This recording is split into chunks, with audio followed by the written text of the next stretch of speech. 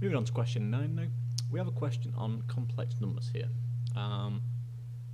We have to show that z minus 13 is a factor of z, so a little bit work with the factor theorem and the remainder theorem. And then part B, we have to show that these points, which is the three roots, plotted on an diagram, we have to show that these points lie on the circle z here, where k is a constant to be determined. So 2 marks for the first part, 7 for the next bit. So let's have a go at doing this. So let's get my pen in the right colour. So the first thing to know is that z minus 13 is a factor of z. So what that means is that if z minus 13 is a factor of z, that means f of 13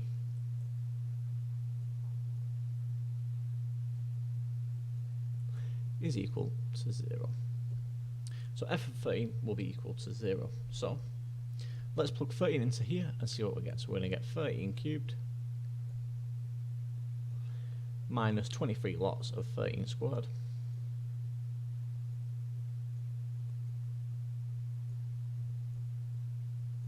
plus 299 lots of 13, 299 lots of 13 minus 2,197. What we should get is that this is equal to 0. So what does this give us? Well, this gives us 2,197 minus 3,887 plus 3,887 and then minus 2,197. So that's just going to clearly give us 0 because the two terms are going to cancel each way. So that cancels with that cancels with that, which gives us 0. So as f of 13 is equal to 0, therefore z minus 13 is a factor using the factor theorem.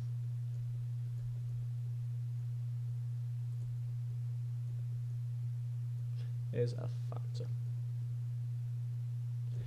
So that's part A done. Now part B, there's a lot more going on. We're told that the points representing the three roots. Now here straight away we should be able to see that this is one of my roots. So we'll start over here, B. Straight away my first root is that z is 13. Is one root. We need to obtain the other two roots, and that's by obtaining the quadratic expression here. And this can be tricky for some people. You've got to be able to. There's a bit of a trick to spotting this. So we know that z minus 13 is one of the roots, like this. And we also know we're going to have a quadratic because this is a cubic expression. This is z cubed minus 23 lots of z squared plus 299 z, right? So minus 2,197 as well. So we're going to get a quadratic. It's going to be z squared. But at the minute we'll just call it az. So it's plus az. And then the last number, we've got to think, what do we times minus 13 by to give me minus 2,197? Well, that's going to be plus 169. Or similarly, you could have just done minus 2,197 divided by minus 13 to give us 169. Now, we need to think about how we obtain this a value here, because we can't really do much when it's in this form. We need an a value. Well, the trick to spotting this now is think about your z squared terms. I can only obtain two z squared terms. So if I do z times az, that gives me a z squared. And then when I do minus 13 times z squared, I get minus 13z squared. But we need minus 23z squared. Minus 23z squared. So this a here clearly must be minus 10. So this a is minus 10. So that's minus 10. So let's rub this out. We can put our value in there now. So that'll be minus as well. Yeah, minus 10z. So we put ours back in now. Minus 10z. Like that. So we've kind of got the quadratic here. Z squared minus 10z plus 169. So now we just need to work out the roots of this, and we've got the other two roots. So there's a couple of ways you can do it. I'm going to complete the square on it. It's probably the fastest way of doing it. So if I complete the square on this now, so we complete the square. Let's do that. So straight away I can half the expression here. So that's going to be z minus 5 all squared. All squared. And remember, we take the negative square here, so square 5, that'd be 25, or square minus 5, that'd be 25, but we take the negative square, so that's minus 25. And we still on the original bit, the 169 plus 169. And because we're solving for the roots, this has to be equal to 0.